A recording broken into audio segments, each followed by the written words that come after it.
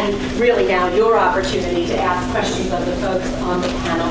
Let me ask the panel members to introduce themselves. All right.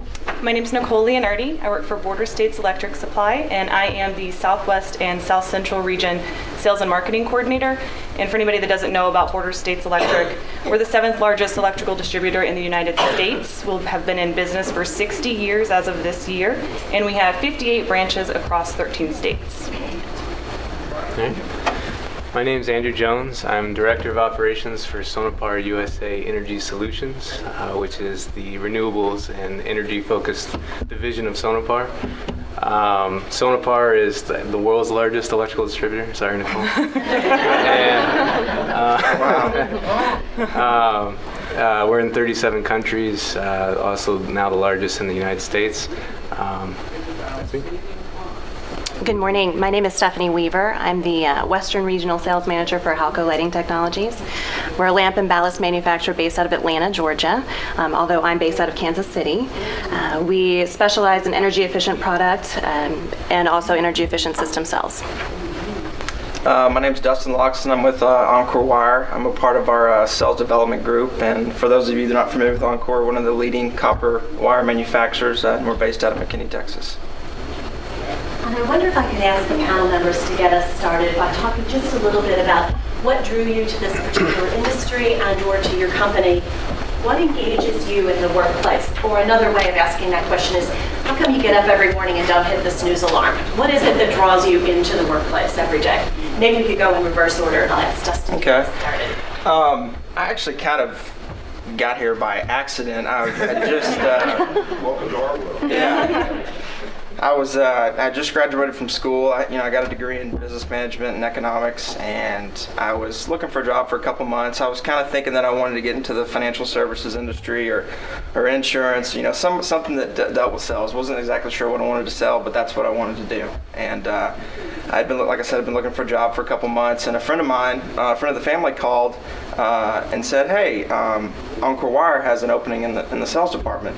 Had no prior knowledge of Encore Wire, didn't know what they did, and had absolutely no idea what I was getting into. But the friend of the family, Encore Wire has a temp agency on site, that hires and fires people and whatnot and looks for potential candidates. And so I just said, yeah, I'll come up there. And I went for an interview and I met with the leaders of Encore, and like I said, I didn't know much about the industry, but the passion and the vision that the leaders of the company had really I was in. And like I said, I didn't know anything about wire or distribution or manufacturing or anything. And I went for another interview probably a week later, and they offered me a job. And now 3 years later, I'm still here. So, like I said, kind of got here by accident, but I'm glad I'm here. So, I have a common story. I got here by accident too. I'm a little different from my fellow panelists in the fact that I've actually been in the industry for 14 years now. January is my anniversary of my 14th year. I started off with a competitor and in customer service, kind of a friend of a friend thing. Just started working as I was going to school, and the job just took off. I was a customer service person, then went to inside sales and had my own territory by the time I was 21 years old, managing my own sales team. For me, the most important part of this job is the market. I mean, electrical wholesaling is a huge, fun place for me to work. I think that we have some of the best customers out there. I mean, I could probably count on one hand the people that I don't like to deal with. It's just been the best run I could imagine.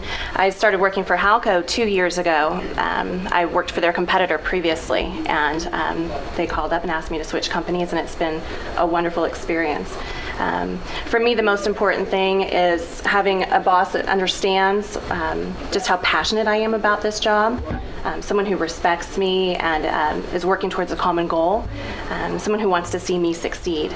It's not always so much about frills or having the latest, greatest technology or being able to throw money left and right. That's not the issue for me. It's about working towards a common goal and having someone who respects and has an investment in me rather than just looking at me as an expense.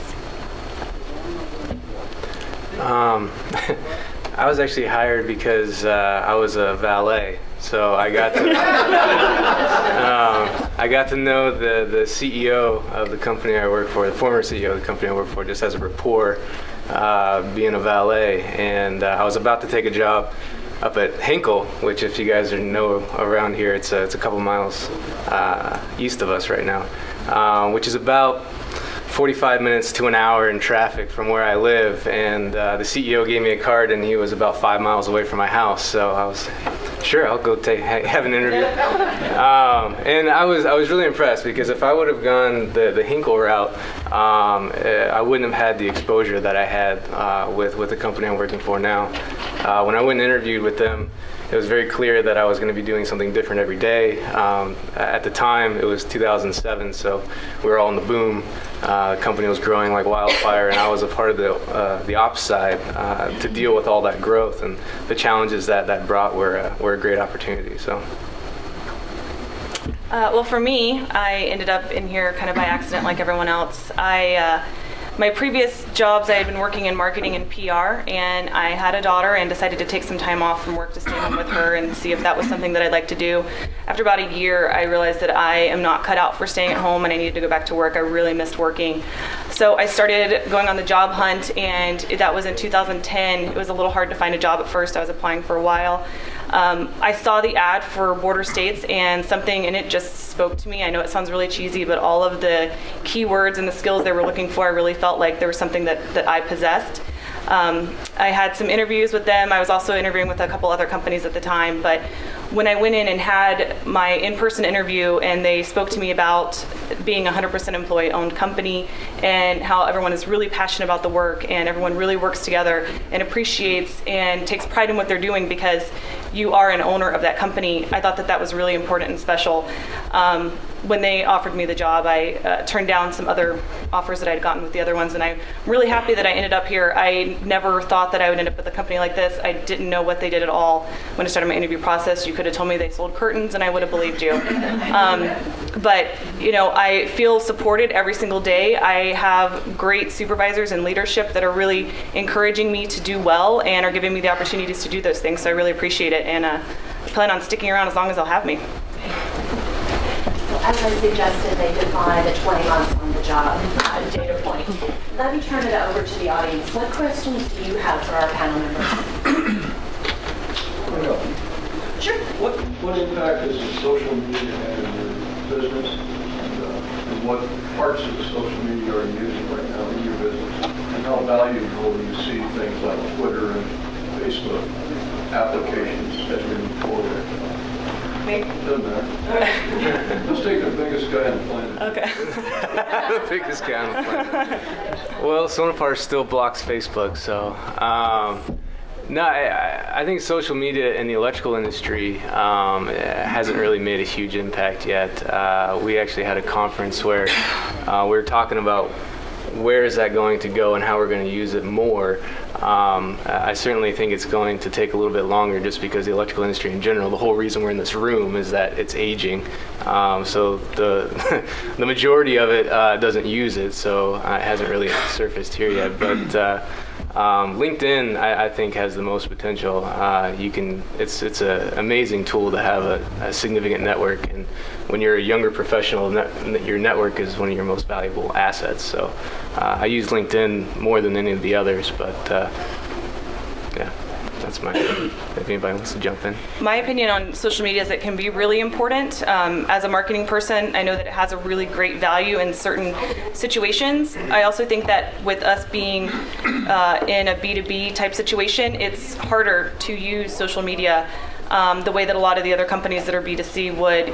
There's a lot of ways you can get people to like your company on Facebook and give things away, but with the way that our company and industry is, people only know about you if they're really doing business with you, and they're not going to want to hear about you unless they're already a customer. I think that it can have some value if used in the proper ways. I don't know that tweeting is really the best way to go all the time. I think that having some sort of social media platform so that you can communicate events and things going on in your different branches, let your customers know about those type of things, it can be beneficial though. I think for being a part of the younger group, I'm kind of the anti-tech. I think that it's really a people business. And for the most part, everyone wants to get on Facebook, wants to do the Twitter thing and see just how much they can expand on that and advertise or connect with their customers. But it almost seems like it's a little bit harder than it might seem at first. Like Nicole said, you can put general information on there, but really without having that face-to-face, person-to-person contact, I think it's difficult to really connect with a customer. And also I think that with our generation, we've always been on sensory overload for the most part. You know, we just have so much coming at us all at the same time. We're multitaskers. So I think that maybe some of the new technology out there, the way that it would help us the most is just by being efficient. You know, with the texting and the emailing and all of that, I think it adds to efficiency, but I don't think that it ever takes the place of face-to-face contact. Not saying that we won't, but we have yet to really implement any of the social media resources out there. However, we have two of the. So I've been here for Encore for 3 years, and we've brought in 5 people that are under 30, and 2 of those people work in our marketing department, and they've been kind of pushing management to to take a look at some opportunities with Facebook and Twitter and whatnot. But we really yet to take that step. And to me, I'm somewhat familiar with some of those social media resources out there, but I don't really know how I'd have time to, between the texting, the emails, to look at update my Facebook. So my wife uses it though. So. Thank you. What other questions do you have? Did any of your companies offer any mentoring programs with, as we call them, the age or the silent, we're calling them? And if so, what were the key takeaways that you took from the people that you perhaps mentored with? My company, I believe, is in the process of starting up some sort of mentorship program. I don't know of anything that's going on right now. I know that it has been encouraged to get a mentor or be a mentee. I'd definitely be interested in something like that. I've actually been kind of watching some of the people above me in the company to see who I would like to kind of shape my career after, but I don't think there's anything formal in the works right now. Yeah, there's isn't necessarily a formal mentorship program. There are leadership development programs, which I'm a part of, that are more like a classroom setting like this. But I think being a mentor or being a mentee is something that's you have to do on your own in most cases. It's really hard to try to force someone into that and say, okay, you guys are big brother, little brother scenario. But if you actually do want to succeed, having a mentor is incredibly important. And that's actually a big reason why, not just the long commute that I avoided, but another big reason was when I took the position, I was 2 tiers away from the president. And at the time, in fact, Joey's in the room, so Joey's our CFO. We got the president, the VP, the CFO, and the CEO were all my mentors. So that's a big reason why I'm sitting here and identified as someone that has potential, because I learned a lot from them the first few years.